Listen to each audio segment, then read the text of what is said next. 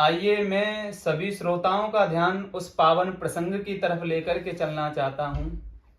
जिस समय भगवान श्री राम और रावण का युद्ध हुआ और रावण युद्ध क्षेत्र में पड़ा हुआ है मरणासन की स्थिति में, तो भगवान श्री राम से कहने लगा, प्रभु। भगवान श्री राम जब पास में आए रावण के, बोले, राघव, आज रावण तुमसे एक बात कहना चाहता है, उस बात को तुम ध्यान से सुनना। भगवान श्री राम ने कहा, कहो रावण, क्या कहना चाहते हो।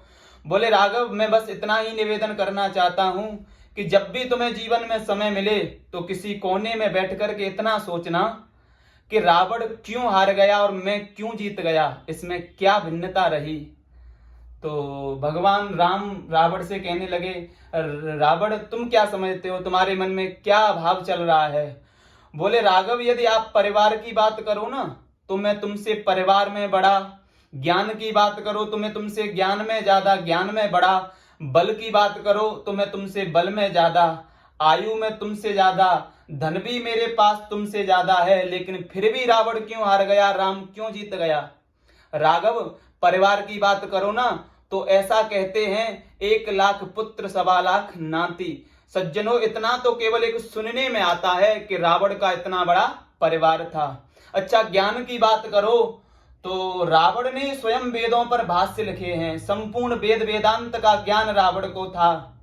और राघव, यदि तुम बल की बात करोगे तो मेरे चलने से ना पृथ्वी डगमगाती थी, डरती थी। इंद्र को मैं अपनी लंका में झाड़ू लगाने के लिए रखता था, वरुण से पानी भरवाता था, नवग्रहों को मैंने अपनी लंका में उल्टा लटका रखा था, काल भी मेरे भय से भयभीत रहता था, लेकिन फिर भी रावण हार गया।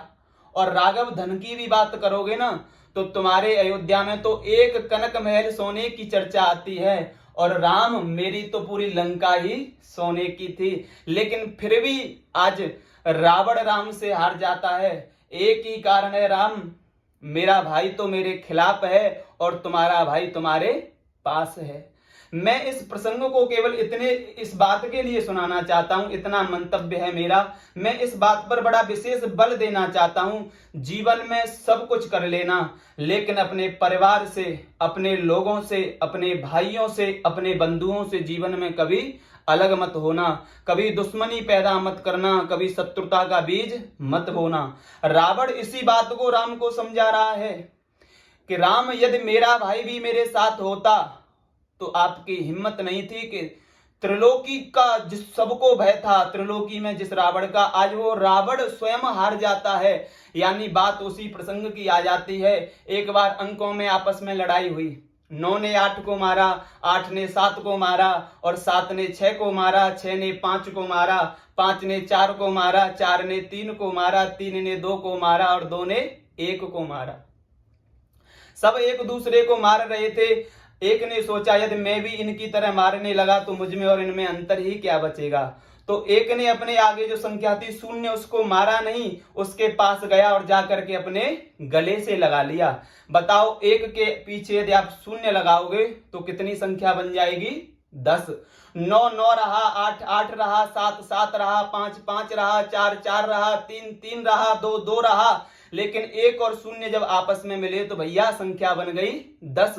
कहने का मेरा भाव इतना ही है कि जीवन में अपने भाइयों से, बंधुओं से कभी शत्रुता का बीज मत बोना, कभी उनसे बैर भाव की मन में भावना मत लाना, कभी शत्रुता मन में पैदा न होने पाए। क्योंकि हमें ये कथा, ये हमारे जीवन में इस शिक्षा को प्रदर्शित करना चाहती है कि जीवन में सब कुछ हो जाए, लेकिन कभी भाई भाई के प्रेम में दरार ना पड़े, कभी कोई बीच में दीवार, कोई लकीर ना खिंचे। तो कहने का भाव इतना है, रावण ने बस यही कहा, राम, मेरे हारने का एक ही कारण है, मेरा भाई विभीषण यदि तुमसे नहीं कहता कि जाओ जाकर के रावण की नाभि में बाण मारो और इसकी मृत्यु हो जाएगी, तो राम, तुम जीवन में कभी मुझे हरा नहीं सकते। किसी भी पेड़ के कटने का किस्सा न होता अगर किसी कुल्हाड़ी के पीछे लकड़ी का हिस्सा न होता। राम, मेरे भाई ने मेरा जो राज तुम्हें बताया, और वही राज मेरी मृत्यु का कारण बन